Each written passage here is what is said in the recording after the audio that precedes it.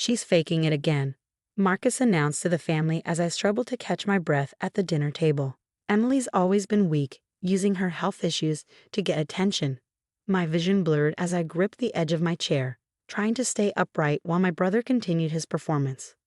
"My name is Emily, and at 32, I'd spent the last year battling mysterious symptoms that no one in my family believed were real. The dizziness, the chronic fatigue, the sudden episodes of weakness. According to my older brother Marcus, it was all an elaborate act to avoid adult responsibilities. Maybe if you actually worked a real job instead of your little online business, you wouldn't have time to invent medical problems." Marcus continued, cutting into his steak while our parents exchanged worried glances. "Real people push through their issues. They don't collapse at every family dinner." I wanted to respond, to defend myself, but the room was spinning too fast. The familiar metallic taste filled my mouth as spots danced across my vision. I need to. Before I could finish, everything went black. I woke up on the dining room floor, my mother's concerned face hovering above me while Dad called 911. Marcus stood in the corner, arms crossed, rolling his eyes. "Congratulations, Emily. You've ruined another family dinner.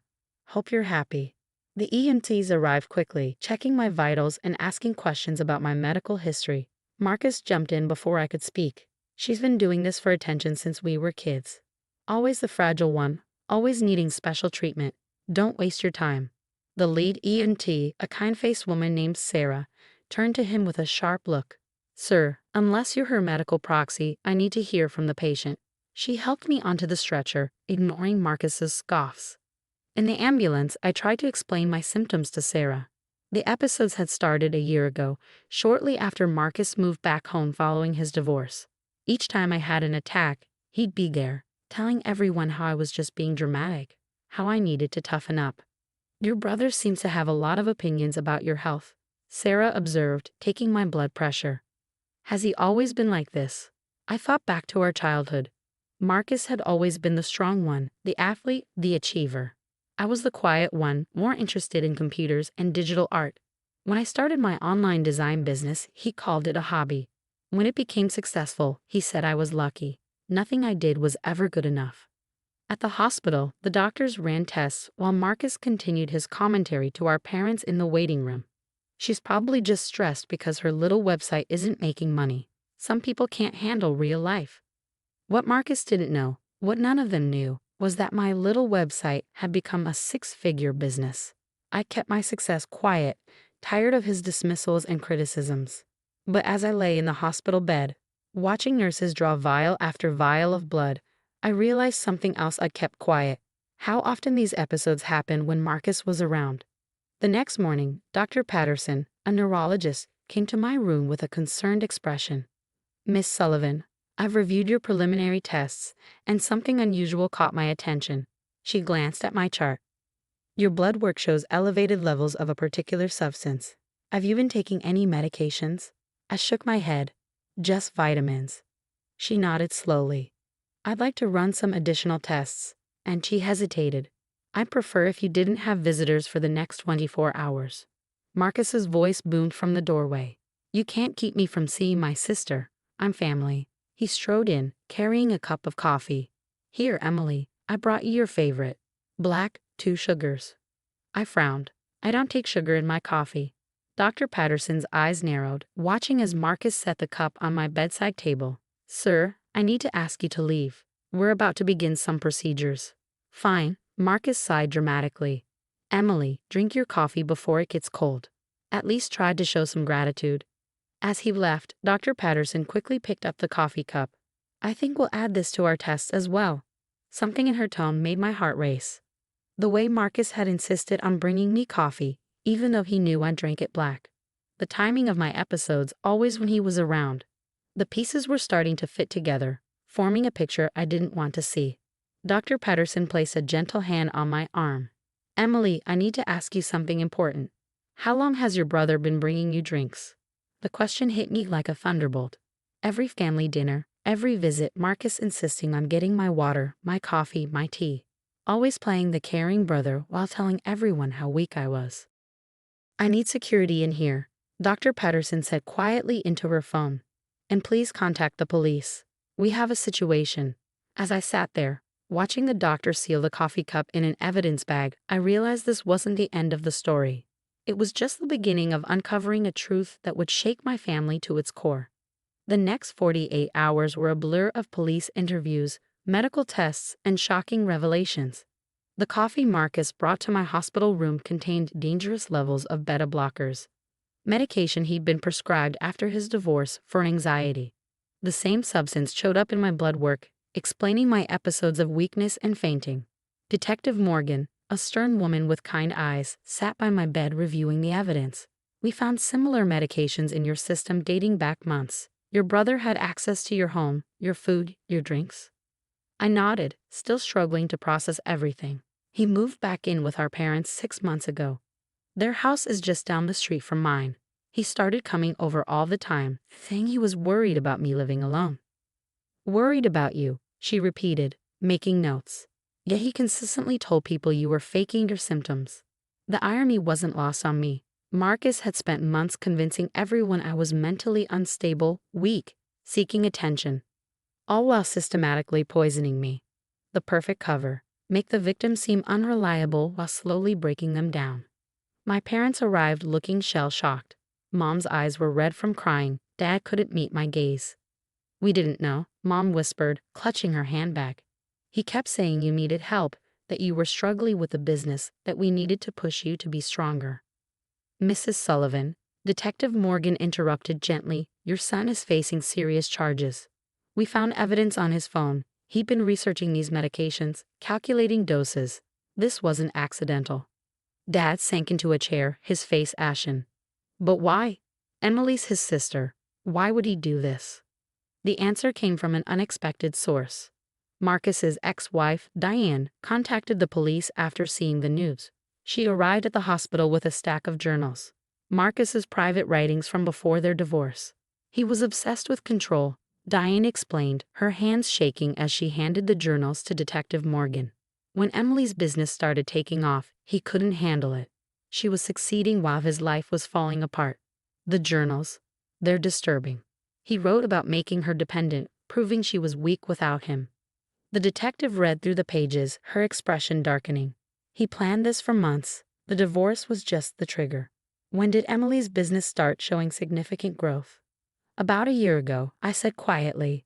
"I landed some major clients, expanded my team. Marcus kept calling it beginner's luck, saying it wouldn't last. That's when he started getting aggressive about Emily's health issues," Mom added, realization dawning on her face. "He insisted on bringing food to family dinners, always served Emily himself." Detective Morgan nodded grimly. "Classic control behavior. Make the victim appear unstable while creating actual health problems. If nobody believes them, they can't get help." The hospital kept me under observation for another week, monitoring my system as it cleared the medications. Each day brought more strength, more clarity. The fog I'd been living under slowly lifted, revealing just how calculated Marcus's actions had been. Security cameras from my home, installed months ago when I started feeling unsafe, provided the final evidence. Footage showed Marcus entering while I was working, adding something to my water pitcher, my coffee maker, even my tea bags. The worst part, he often filmed my episodes on his phone, showing them to family members as proof of my mental state. Each video now served as evidence against him, showing how he'd orchestrated my declining health while playing the concerned brother.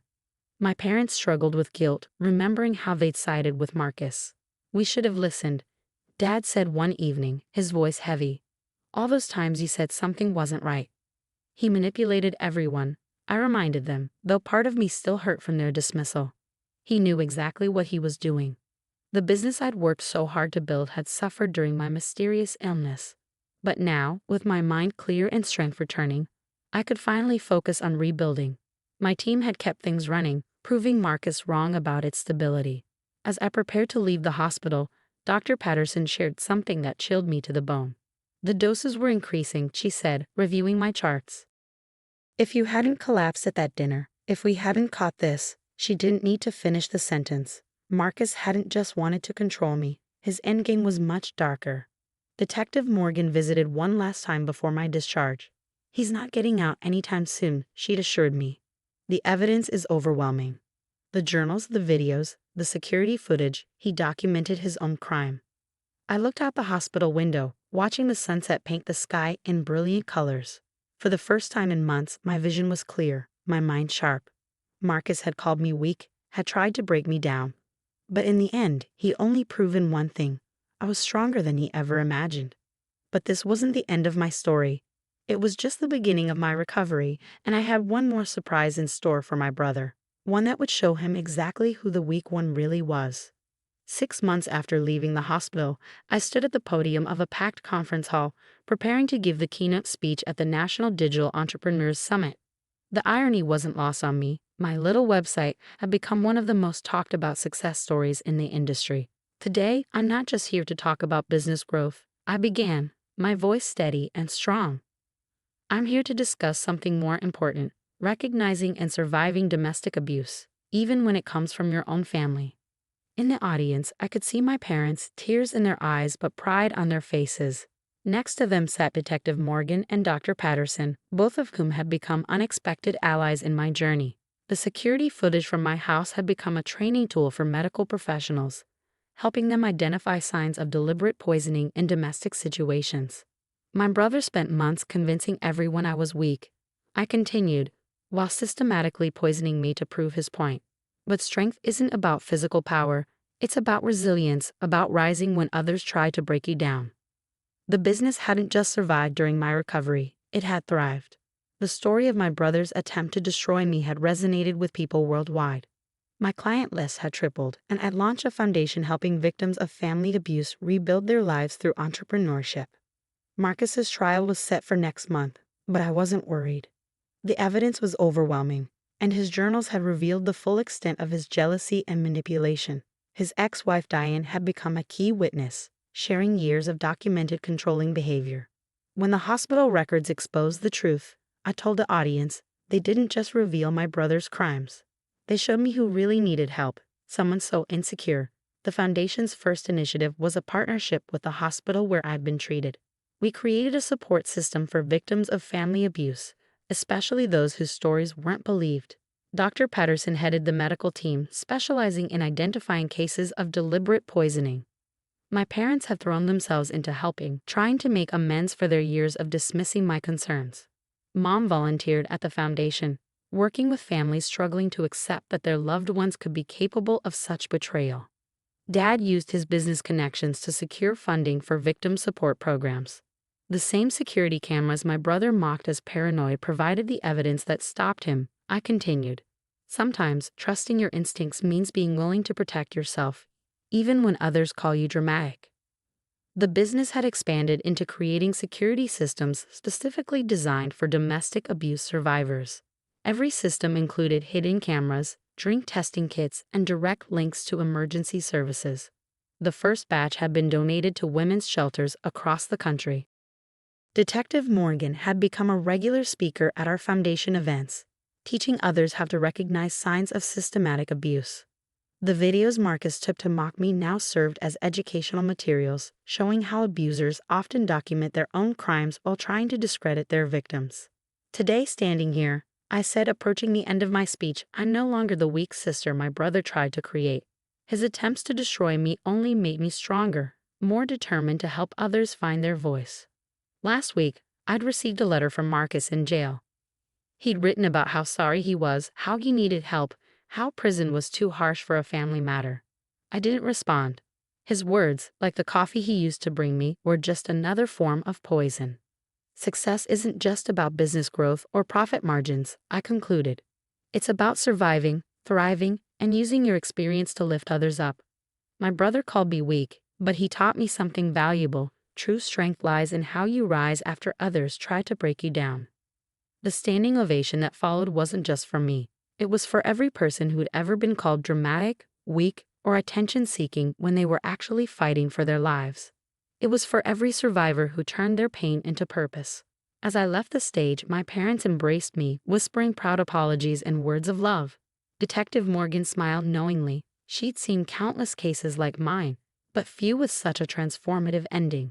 Dr. Patterson handed me the latest statistics from our hospital program. Dozens of cases identified, lives saved, families healed. My phone buzzed with a notification. Another donation to the foundation. Another survivor reaching out for help. Another story waiting to be heard. The weak sister had built something powerful, something lasting, something that would help others find their strength.